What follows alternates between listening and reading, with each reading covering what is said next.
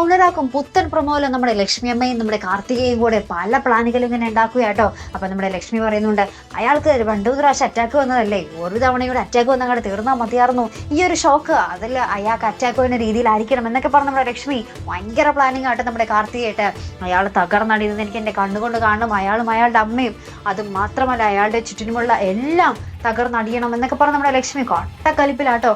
അപ്പുറത്താണെങ്കിൽ നമ്മുടെ എന്താ പറയുക മുത്തശ്ശി നമ്മുടെ പ്രകാശിൻ്റെ അമ്മ നമ്മുടെ കാർത്തിക മോളോട് പറയുന്നുണ്ട്, എൻ്റെ മകനും നിൻ്റെ അമ്മയും കൂടി കല്യാണം കഴിക്കും, നല്ല രീതിയിൽ തന്നെ കല്യാണം കഴിക്കും, എന്നിട്ട് അവർ ഒരുമിച്ച് 10-30 കൊല്ലത്തോളം ജീവിക്കും, അതിൻ്റെ കണ്ണുകൊണ്ട് എനിക്ക് കാണാനും സാധിക്കും എന്നൊക്കെ പറഞ്ഞ് ഭയങ്കര സ്വപ്നങ്ങളും മനക്കോട്ടയൊക്കെ കെട്ടുകയാട്ടോ. അത് കഴിഞ്ഞ് നമ്മുടെ പ്രകാശ് നമ്മുടെ കല്യാണിയുടെ വീട്ടിൽ ചെന്ന് അവരൊക്കെ കല്യാണം വിളിക്കും കേട്ടോ. കുറച്ച് ദിവസം കൂടി കഴിയുമ്പോൾ ഞാനും എൻ്റെ പുതിയ ഭാര്യയും ഞാൻ അംഗീകരിച്ച എൻ്റെ പുതിയ മകളും കൂടെ ഒരു പോസ്റ്റ് കാറിൽ ഇങ്ങനെ കറങ്ങി നടക്കുന്നത് നിനക്കൊക്കെ കണ്ണുകൊണ്ട് കാണാൻ പറ്റോടി എന്നൊക്കെ പറഞ്ഞ് ഭയങ്കര വെല്ലുവിളിച്ചിട്ട് പോകുകയാട്ടോ. അപ്പോൾ ഇവരൊക്കെ ഇങ്ങനെ കളിയാക്കി ഇങ്ങനെ ചിരിച്ചുകൊണ്ടിരിക്കും.